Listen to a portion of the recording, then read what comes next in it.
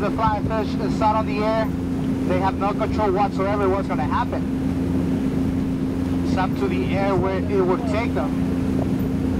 And it has happened before, and it would happen again. We have had a flying fish landed on the boat. And that doesn't mean it's going to come out from that side I have the searchlight. They could come out from the opposite side, the back, the front, from everywhere. You just can't never expect where they will be coming from.